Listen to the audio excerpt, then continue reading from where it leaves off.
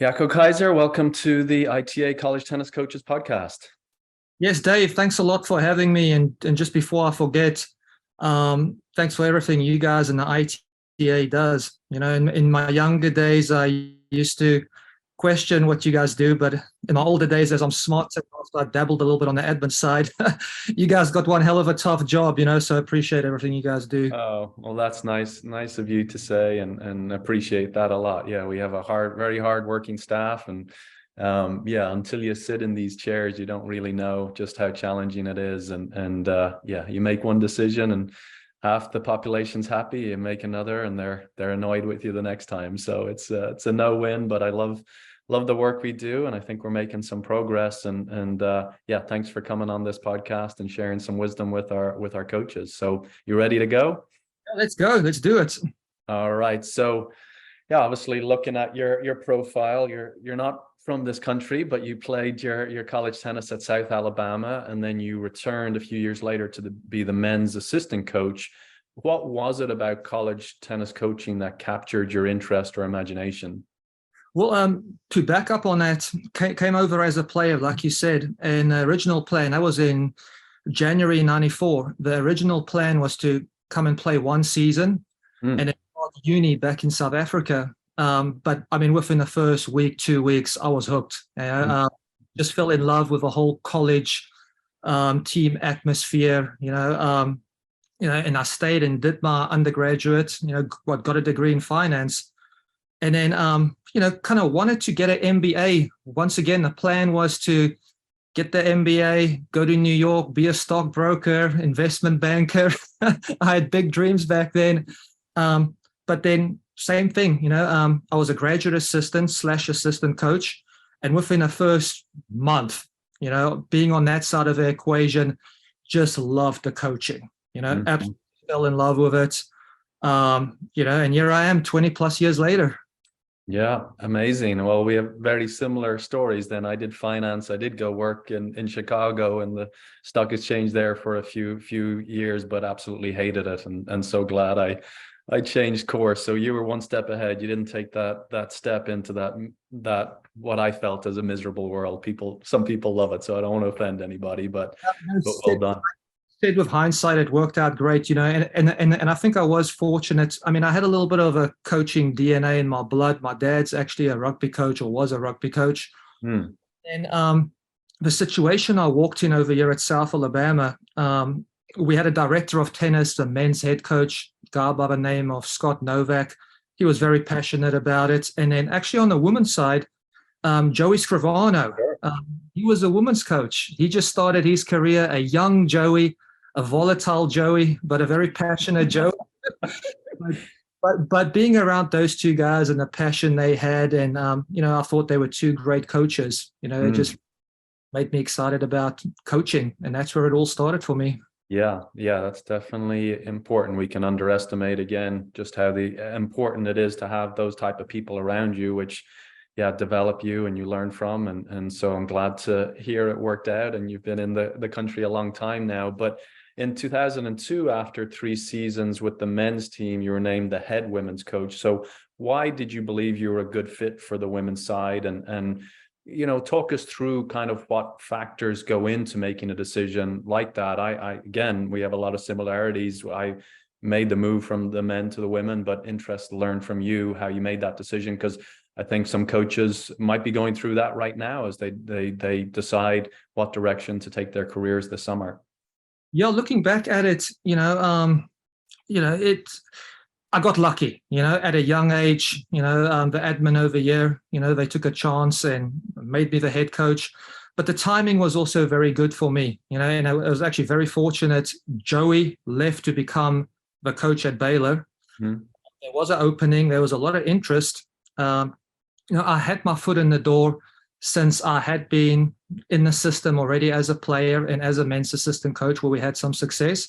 And then, I spent a lot of time with the girls as well, kind of crossing over between the two teams as an assistant coach.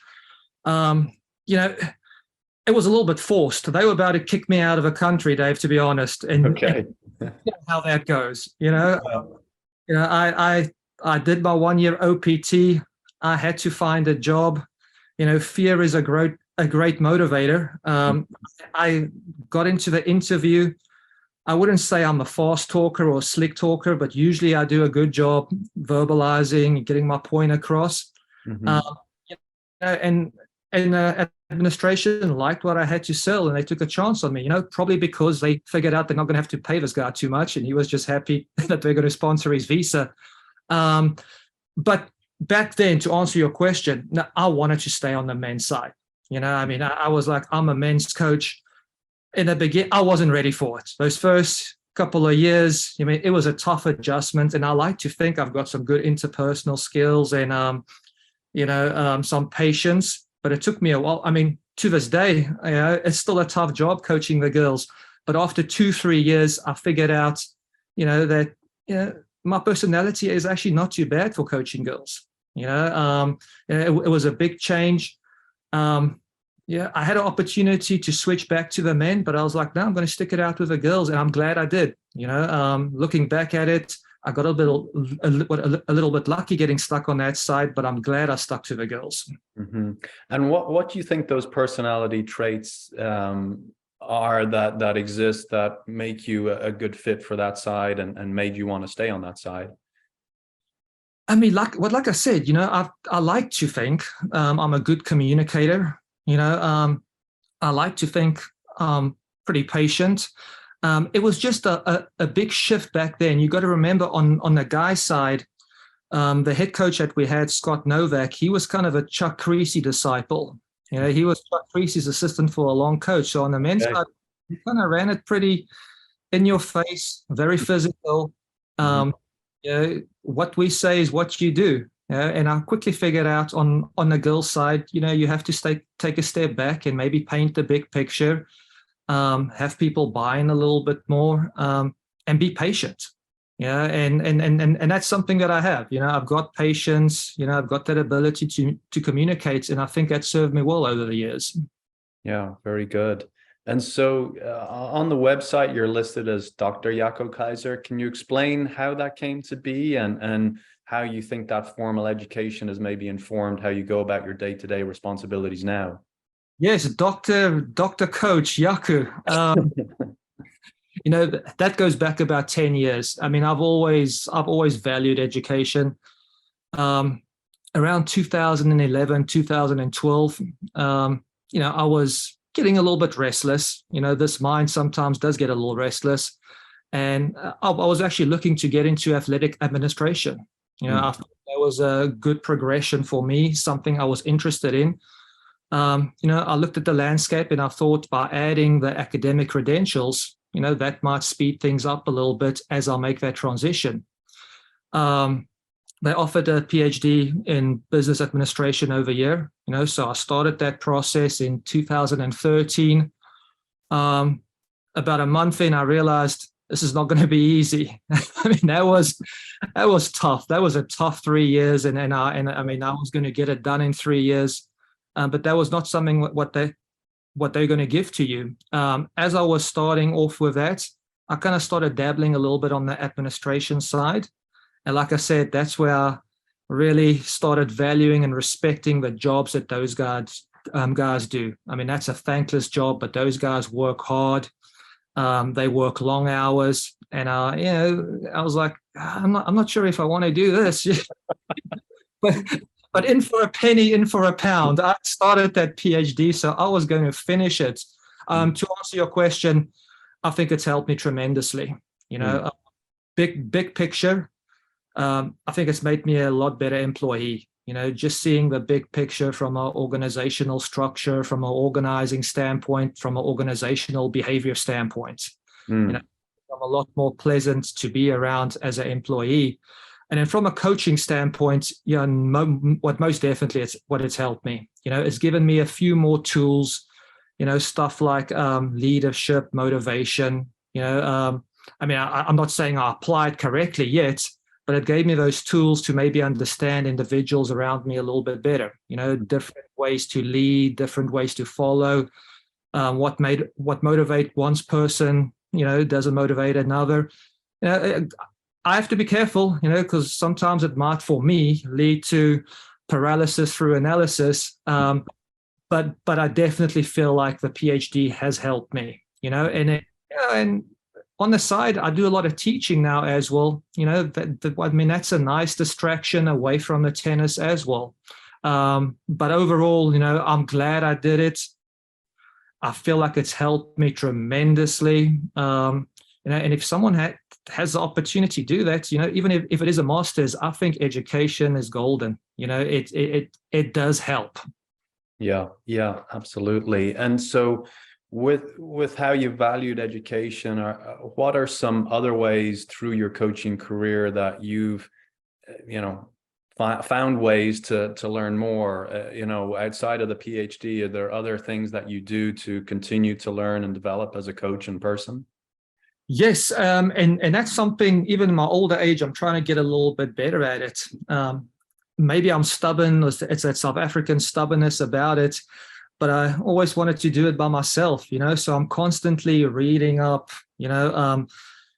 articles, academic literature, crossing over to other sports, so I do it by myself. I'm not saying that's the right way, but I constantly try to learn from other people and from other sports, and I should get better at joining some more formal avenues, more professional organizations. I mean, like the ITA, like yourself and other organizations like that. And that's one of the things when I look back at it, I wish I did that a little bit more in my younger days and not just taking on that task myself like I have over the years. Yeah, great advice. And then with the classes that you're teaching, which classes are you teaching? Oh, I teach principles of management. Okay. I have a capstone course. So it's a wide variety of topics we teach in that. Then I do a little bit of organizational behavior, fascinating class over there. And then I'm that guy, if someone drops out last minute, I'll teach anything. It's a little bit the thirst for knowledge, but I'm not going to lie to you. It's to make an extra buck as well. Yeah. So, I mean, I'll teach anything within the business departments.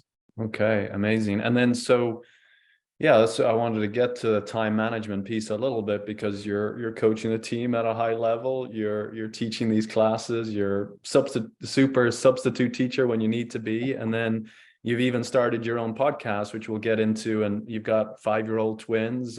You've got a busy, full life going on. So how do you think about time management? And I'm sure that going through that PhD course as well, you really had to get clear on what your priorities were and how to put some order to it. But how do you maybe prioritize, and then how do you put maybe structure to your week, or how are you planning out your week from one to the next? And I know different seasons, etc. But any thoughts around time managing? Because I know it's something our coaches are really, they're thirsty for more information. They're struggling with how to manage their time, how to prioritize what they really should be doing at the beginning of every day, the beginning of every week, etc. Any thoughts on that you can share?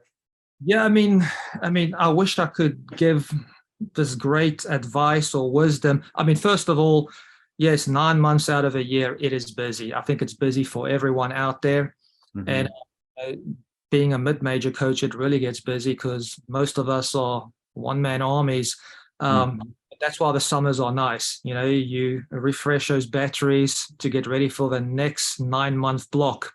Prioritizing, planning out your day, on a monthly basis, on a weekly basis, and for me, it's on a daily basis. Having a schedule, not a rigid schedule, but having a framework of, this part of a day, I'm going to do this and going to move on to the next thing. That's the only way I can survive.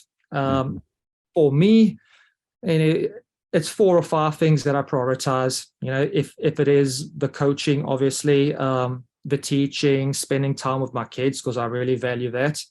My mindset always is, if something is important, you will find time for it. For me, I have to be busy, David. I mean, some people get overwhelmed. Some people panic.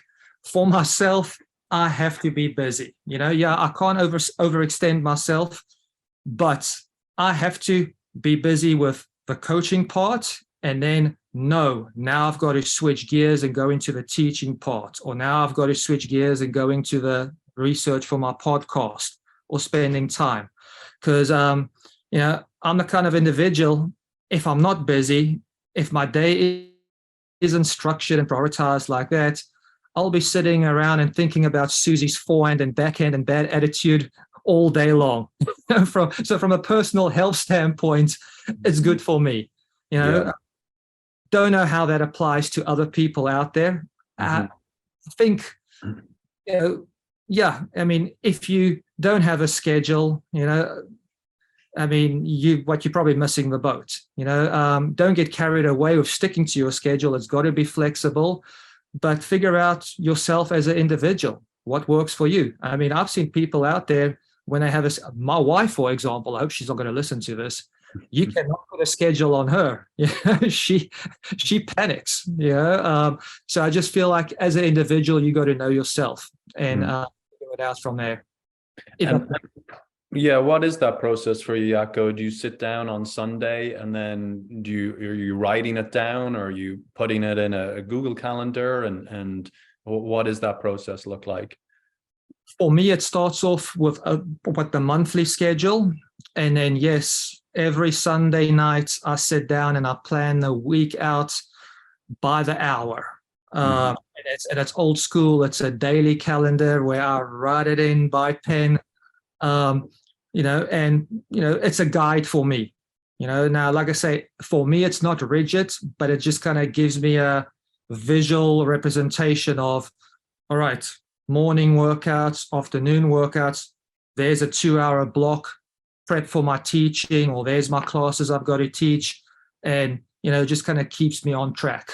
Yeah, very good. Well, thanks for sharing that process. And just again, kind of going back to your early days in coaching, and look, every year is a new year, and we're constantly making mistakes and learning from them. But, as you talk about that transition as well from the men to the women, what are some of those mistakes you made earlier in your career that you'd really like the next generation of coaches to avoid? Well, a lot of mistakes were made. I'm not going to lie to you along the But the two, if I could have it all over, or if I could give some advice to the younger generation, two things that pops to mind is networking. You got to, from a young age, network with your peers, network with people in your industry, network with the people in your athletic department, within your university. If you got any aspirations to one day progress up the ladder. And the second thing that kind of goes hand in hand with that, is don't be stubborn. Learn from your peers. Find a mentor. Follow the good coaches. Follow the unsuccessful coaches as well. A lot of times you learn a lot from them.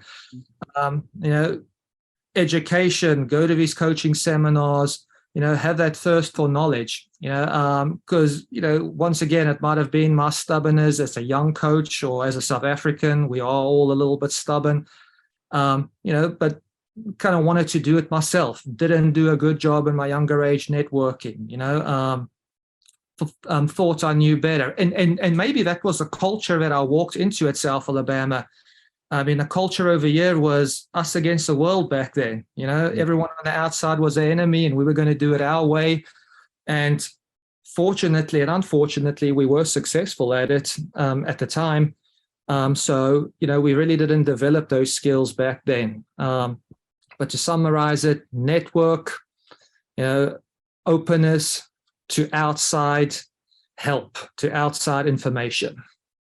And so how have you improved your networking skills or openness to it over the last several years? So at some point you recognized I was maybe being a little too internal. How did you go about broadening your network? Obviously, you've had to do that in the academic environment there. Otherwise, you wouldn't be a professor on the campus there. So yeah, how have you improved those skills? Just baby steps. For me, just reaching out to other coaches. Mm-hmm. Communicating, having those communication lines open. picking their brains, simple conversation, phone call, hey man, what's going on with recruiting? Where are you recruiting this summer? Where do you think we should be recruiting? What do you guys do on a day-to-day basis? Walking around on campus over here, we got some very successful teams, baseball, and we had softball in the top 10, top 15 in the nation, just sitting around at their practices, picking the coaches' brains, getting out there, communicating with the administrators, and I'm sure we'll get down to that later on in this podcast, but asking people for help, not being afraid to ask for help and accepting help. All those little things, and it's a pity for myself, that we didn't do it a lot more in the earlier years, because it's amazing once you reach out how many people are willing to help. Being brave enough sometimes, or sometimes just leaving your ego at the door, checking your ego at the door and asking for help. Yeah, very good.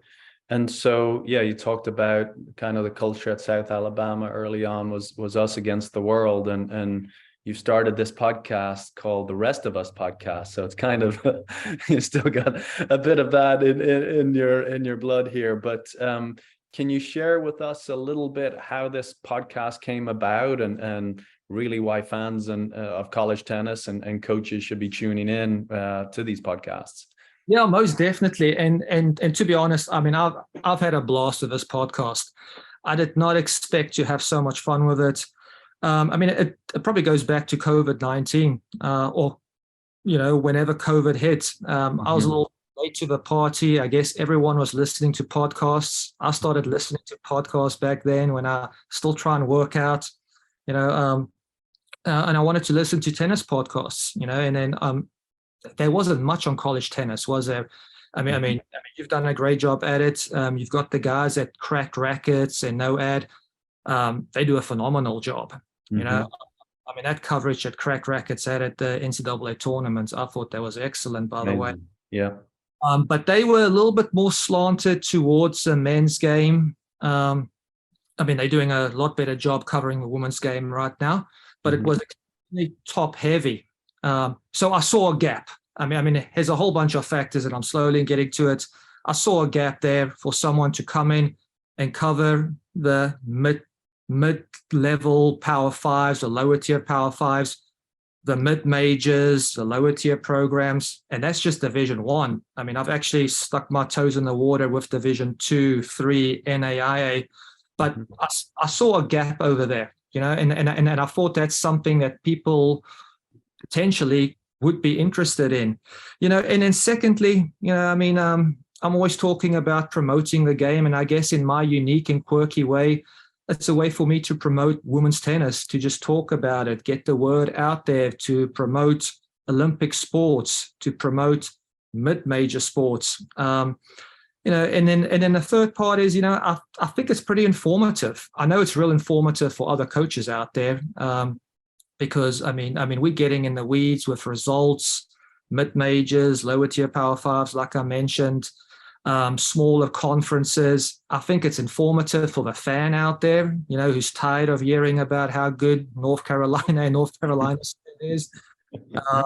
And I think it's informative for, up-and-coming tennis players who, when they listen, they figure out there's a lot of good teams out there. There's a lot of good coaches out there, a lot of good programs. And then lastly, we're having a lot of fun with it. I'm taking a lot of jabs at the Power Fives, but it's all in good fun, there's nothing malicious about it, and those guys can handle it anyway. Yeah. Well, I think it's great, and it is very informative, and it's just to kind of have that wrap up. Can you take us through the format a little bit, just if coaches haven't listened to it, and kind of what you cover, and then also where they can find it? Yes, it's been during a season, it's been very bullet point. You can probably see the structure. I like structure in my life, so the podcast initially has been extremely structured, even though I've tried to loosen it up a little bit. What we'll usually start off with the previous week's results that I find interesting. I'll I'll cover the Power Fives, the big matchups, but I'll kind of really want to get into those ones that people don't know about that I find interesting. We usually have a topic for discussion, something that's in the news. I've been trying to plant the seed for some topics during the summer, and I'll get to that in a second. Mm-hmm. And then, usually we'll just kind of wrap it up with whatever news is out there, transfer portal news, especially now coaching news, a lot of coaching movement going on, discussing, who should be getting those jobs, who should not be getting those jobs, et cetera, but it's a good listen, I mean, like I said, I've loosened it quite a bit. I just try to make it very casual, just talking about tennis, informing people out there, so, I mean, if you want to listen to it, definitely, I mean, I usually post episodes on Twitter at Coach Mid Major, Instagram at The Rest of Us Tennis, and then they're always on Spotify under The Rest of Us Tennis podcast. And to be honest, I was surprised, Dave, it's actually got a nice little following going. So, you got some people out there who might enjoy me running my mouth, Well, I think it's great. And again, the more people shining a light on college tennis, the better. So I appreciate you coming on here, and hopefully we can get a few more folks listening. But it is always surprising when I see somebody in Belgium listening to our podcast. I'm like, well, I don't know there's any college coaches over there, but this is great. The more the merrier. So no. And this summer is going to be a challenge. After the season, I've taken a little 2-week break because it was very results oriented. Mm-hmm. And I was doing a lone wolf, I'll just sit there and talk. There was no editing going on. I would just go at it. But the summer we're shifting gears a little bit, and I'm slowly going to get guests on there. So hopefully we'll feel comfortable enough in a couple of weeks to come on. More than happy to. And maybe get a little bit more in the weeds with regards to some topics that surrounds college tennis. And once again, just get some input from, a variety of coaches and people within the industry. Mm-hmm. Excellent. Okay, well, good. And so, yeah, we're talking about marketing. It's a passion for you. You're trying to get the college tennis out to a broader audience, trying to get more people to your matches, etc. But what do you believe coaches need to consider in order to better market their program? What you're traveling all across the country. You're at some places where they've done an excellent job with the game day environment. They have a lot of people there, and others where there's maybe nobody there and there's not really much environment about it. But what are some things that you've picked up along the way that you'd like to see every coach do? Man, this is a fascinating topic, and it's complex, and I understand a lot of the suggestions out there with regards to getting it on TV and more eyeballs on it, social media, etc. I actually briefly discussed it in one of the podcasts, and we're going to circle back to it during the summer. Is man, we got to get the kids. We got to get the kids involved. I'm a case study right now. 5-year-old twins. I'm not spending any time next to a tennis court. All my time is next to a soccer field, baseball field, basketball court. Why is that? My mind was starting to run a little bit over there. They got a system in place on purpose or by accident. I don't know. I'm trying to figure it out. But there's a system in place. They get introduced to these sports at a young age. At my kids' school, at the age of 5. So there's an introduction. They actually have some organized practices, if you can call it organized at that stage, at school. So they're introduced to the sport. Then you got the after-school clubs, clinics in those sports. So introduction and then development at the clubs. And I mean, there's some proper coaching going on over there, and I mean, I've spent some time next to the soccer and next to the basketball and baseball. It's not like some of the tennis clinics out there where kids are running around with hula hoops having fun. They're teaching them proper fundamentals. So the kids start to master that skill. Then during the summer times, it feels like the college programs are taking over. They got a lot of camps because the numbers have been generated via the production and the development. Then those kids are hooked. They like the sport. They feel confident participating in it. Now they want to go and support the South Alabama soccer team, the South Alabama softball team. In the last 2 years, I've spent more time next to at South Alabama baseball games than I had combined in the previous 20 years. The reason is my kids want to go. All their friends are going. So, I mean, I spend a lot of time at my kids' sport. What now I do acknowledge, tennis is a steeper learning curve. It's always going to be a little bit harder to get the kids engaged and locked in over there. But, I drop my kids off. I pick them up. I harass, because I'm always running my mouth. I harass the teachers over there. I'm like, hey, why don't you guys introduce them to tennis? What's going on over here? They say, we would love to, but we don't have anyone who's got the skill set to do that. Why don't you do it? So I guess I'm at the crossroads right now. Am I going to be that schmuck who's going to be running his mouth, or am I going to get in the weeds and help him set up some kind of system so that then introduce it to these kids? Us college coaches collectively, to answer your question, we got to do a better job getting to the schools, getting to those kids at a young age, putting on these free clinics on match day, volunteering our time. And not just once or twice, but we got to have that sustained effort, get the young kids. And I think that's a key right there. That's not going to be easy. I mean, I know for myself, being a mid-major coach, that's going to take a lot of time away from something else. But instead of us complaining about getting more people out, engaging people, all this other stuff, I mean, that's the root cause over there, in my opinion. And that's my 2 cents. And I'm sure people will debate me and poke holes into my theory. But I mean, if we're going to get this right, we got to get to the kids. Yeah, no, very, very valid point. And it's look, there's many things that can be done, but that's a crucial piece of it. And yeah, I worry about the same thing, Jaco. I'm here in Arizona. I have one kid in middle school, one kid in high school. I'm going to watch them in other sports because they're not particularly interested in tennis, which is it's another story. But every time I visit one of these high schools or middle schools to go watch them participate in sports, I do see tennis courts. I just don't see anybody on them.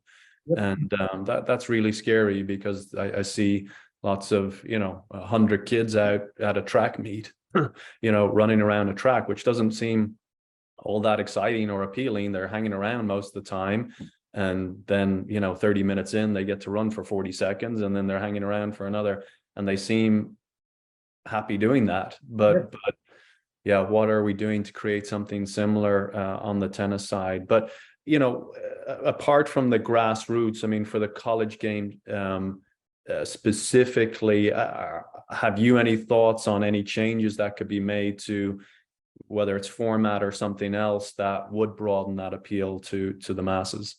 And a lot of people fight me on that. I think our product is great, and it's not just because I'm biased. I've been trying to look at it from different angles, and the knee-jerk reaction always is when you don't, have the same spectators out there as in other sports. Oh, we got to change a format, we got to shorten it, we got to do this, we got to do that. No, we don't have to change anything with regards to the formatting. I mean, yeah, we've done a lot, and no ad and this and that, shorten the doubles and all of that stuff. We don't have to change anything. We just got to figure out a way, and I'm guilty as well. We got to get people into the stands on match day. Yeah, there is a little bit of a explaining to them exactly how the scoring system works, but it's not that complicated. I mean, we just got to make them understand 2 out of 3 doubles, you get 1 point. After that, it's a race to 4. I mean, that's not that hard.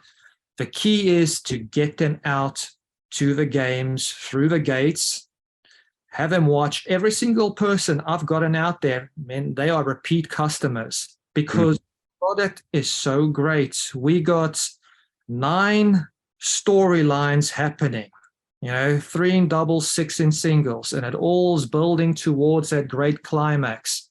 So you got, tension up and down in all these matches. And then when it comes down to that 3-2, 3-all match, you got that 20, 30 minutes of drama, extended drama that's equivalent to a 2-minute drill in football, bottom of a ninth in baseball, last minute in a basketball game. Mm-hmm. Once we get people through the gates, they're hooked, now I guess it circles back to how do we get them through the gates? We got to go knock on some doors. For us, one of our big goals, it's on the big board over here. Next year, myself and my volunteer assistant coach and whoever I can get in from promotions, we're going to be at the sororities. We're going to be out in the community, and our goal is to beat softball, to beat volleyball. Man, we can beat women's basketball. I don't see a lot of people out there. It's just get people through the gate, because we feel confident once we get them there, they will be back. Mm-hmm. Yeah, no, I agree. I love our format, and from a live perspective, it's awesome. Obviously, there's some challenges with the TV side of things. It doesn't necessarily come through as well on TV, but from a live perspective, it is a great product. And I think we have to be careful. Everybody points to volleyball and their scoring system. They made that change. Yes, it became more fan friendly, but also those changes were made at the Olympic level. They were made at the club level years before college adopted it. So, if we make a whole scale change, it's like it's too dissimilar to what people are used to. They're watching the French Open right now, obviously, okay, 5 sets, etc. But it's similar enough if we go and do something like World Team Tennis that, never got any interest. It was too different from the product that people are used to. So yeah, I definitely caution us to move too far away from what people are used to. If the ITF come out and say tomorrow, okay, it's 4 game sets and it's no ad and it's 3 or 4 out of 7 sets or whatever it is, it's like, okay, well then maybe we need to shift closer to what they're doing, but we got to be careful not to deviate too much. So I think that's good. I agree 100%, and I've sat on those conference committees, on the regional committees, and I get a little bit uneasy when people have that knee-jerk reaction and want to change a format. Yeah. Yeah, there's so many considerations to all of these, but yeah, the TV piece is an important piece going forward. But yeah, that's kind of where I wanted to head with my next question, Jaco, was just talking about the rest of us and different divisions. Obviously, currently for NCA we have 3 divisions, but there's just so much craziness in the air. Conference realignment. I think we're going to see more this summer. It appears that way. You've got, the TV contracts for the biggest conferences are just, the numbers are staggering, especially for us coming from other countries. We just can't quite wrap our heads around it. You've got transfer portal issues. You've got name, image, likeness. You've got inflation. Just the cost of doing business now is just getting more expensive. As you're monitoring the landscape, having conversations with your administrators, do you think we're destined to have 2 divisions at Division 1, or where are we going in your opinion? Well, first of all, this is the kind of stuff that gives me sleepless nights. I'm not going to lie about it. And it happened for a couple of years. My worst case, before I answer your question, worst case scenario for me in my mind is, yes, 40 or 50 or 60 schools breaking away, or less revenue distribution for the rest of us. Therefore, athletic departments will have to trim down, going from 16, 14 sports down to whatever they allow to, or they will have to designate certain sports that they're going to fund fully in order to compete. Therefore, Olympic sports, might get cut, won't be fully funded, salaries will go down, budgets will go down. And at the moment, tennis is kind of low-hanging fruit. That's my worst case scenario. Things are never as bad as what they seem, or never as good as what they seem. It will probably fall somewhere in between.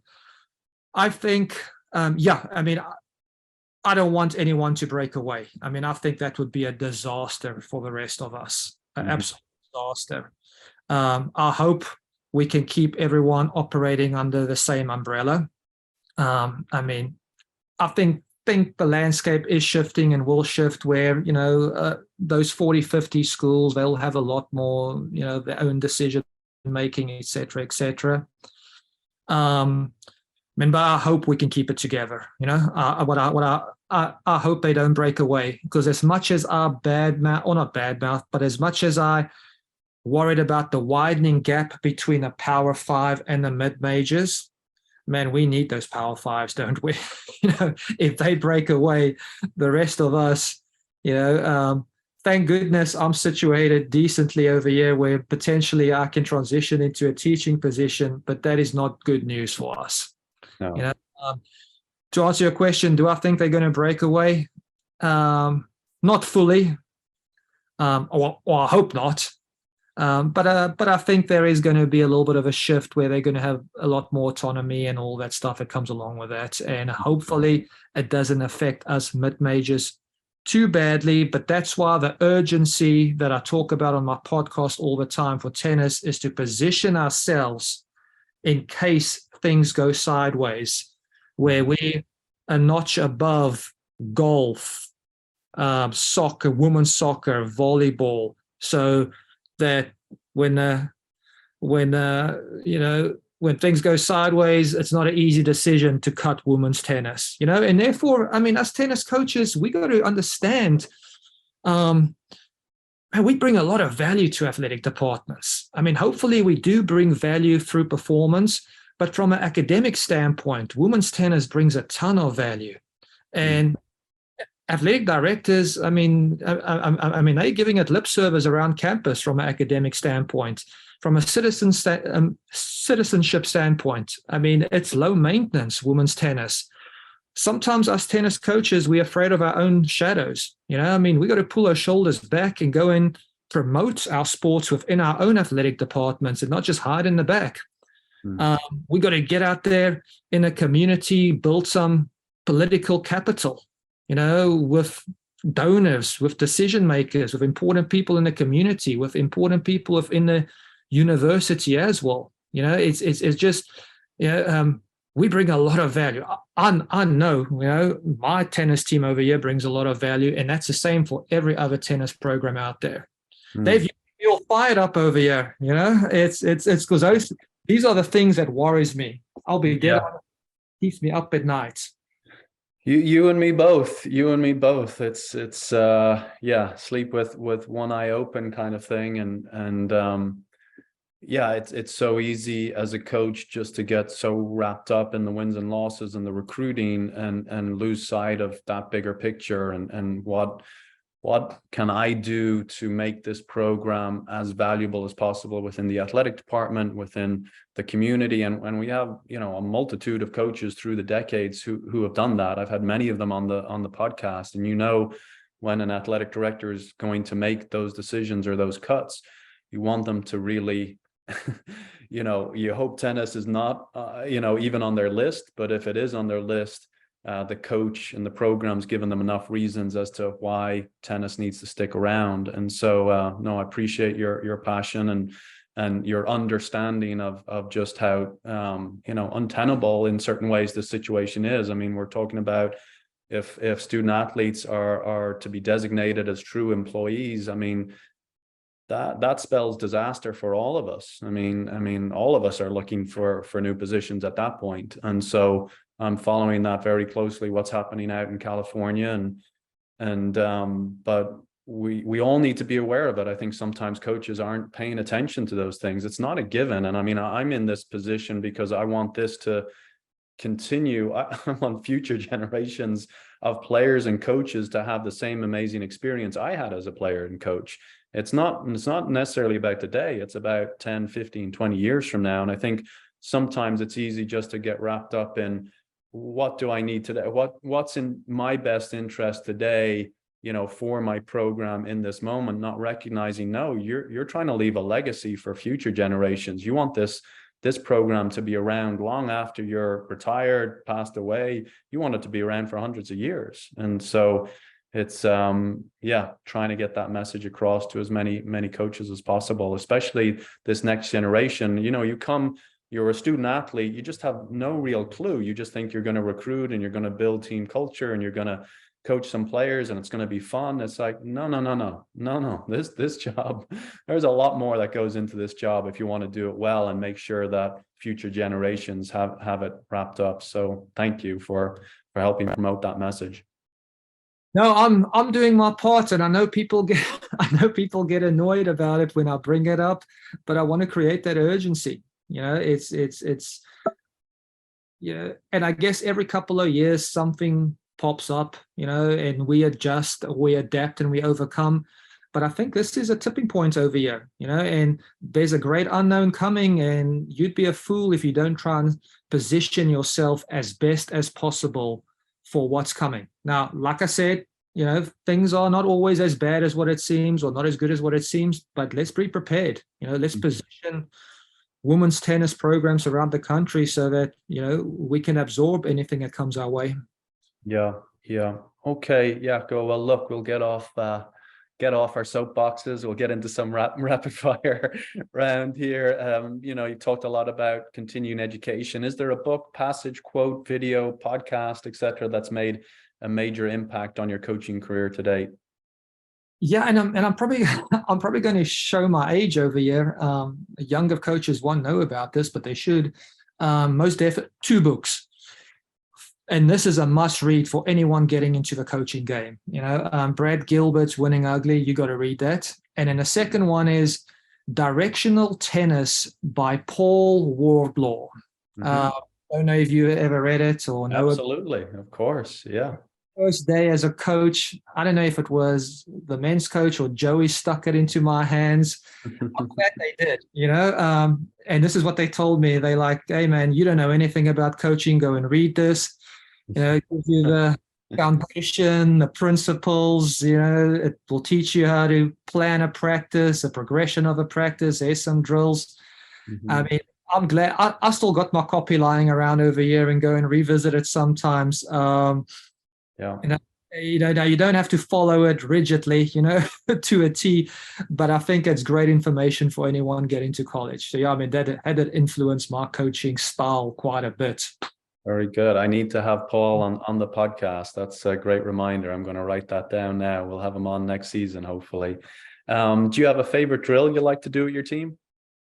Yes, I've got a South Alabama staple. We've been doing it for 30, 40 years over here, and we'll be doing it for another 30 years. Offense, defense, out of the hand. If me and you are playing, Dave, if I'm the offense, I'm playing half court only. 2 points from the deuce court, 2 points from the ad court. I'm the offense. You the defense, you covering full court. The whole idea behind it is on the offense, I've got time to work my patterns, construct the point, identify that short ball to transition and come in. On the defensive side, you're working on that side-to-side movement, absorbing, trying to get that ball deep, the first 3 to 5 balls to slow down the offense. But I can run that drill all day long. And I probably will run it all day long. Okay. Do you have a favorite coaching memory? Is there something that really stands out to you over the last few decades? Man, that's a tricky one. Top of my head, it's probably 2015. We won the Sun Belt Conference. Now, we've won quite a few Sun Belt conferences, but that one was really special. So it's 2010-11. We had some NCAA sanctions, not the women's team, but the men's side. We had some restrictions recruiting wise, so we had to build the whole program from scratch. And we won the conference there in 2015. And I just took a lot of pride in it because it wasn't the most talented team. But we outworked everyone. I like to think we outcoached everyone and probably won one that we shouldn't have, so that one really sticks in my mind. Cool. I don't know if you remember, I think right after that year, you might have still been at Oklahoma, and we organized a match for the following year, but then you left and we ended up playing Audra in her first year at Oklahoma. Okay. Okay. Well, sorry I wasn't there to enjoy that. So I'll leave it to Audra. What is one thing you will do in the next 12 months to ensure you are a better coach 12 months from now? Oh, this is scary stuff because it's hard to teach an old dog new tricks, but I try and, get a little bit better each year. And this is going to be very incremental. Two things, small picture at the micro level. The intent with next year's team is to take a step back, let them play a little bit, not changing my coaching style, but just, giving them a little bit of breathing room. Had a talented team this year. We'll have a talented team next year. Sometimes the talent, you got to take a step back and let them play, instead of being so on top of them and being structured and trying to dictate patterns that they play. So, small picture, hopefully that makes me a better coach. Something that I am starting to dabble in, and it's taken me a while, but this summer and in the fall, we're kind of sticking our toes in the water with regards to sports science. Don't want to get carried away with it, but we're slowly starting to, become a little bit more educated with that and trying to get into the program, monitoring a few things. We'll see how that plays out. I'm trying to evolve. I'm trying to keep up with the young people over here and hopefully become a better coach as we move along. No, that's great. And that's a great note to finish on, Jaco. Well, thank you for coming on. Thank you for your promotion of college tennis, especially amidst your very busy schedule. But it sounds like you need something on your plate at all times. But excited to listen in to more of the podcast. Happy to come on anytime and debate various different points as it relates to college tennis. And then hope you have a great summer.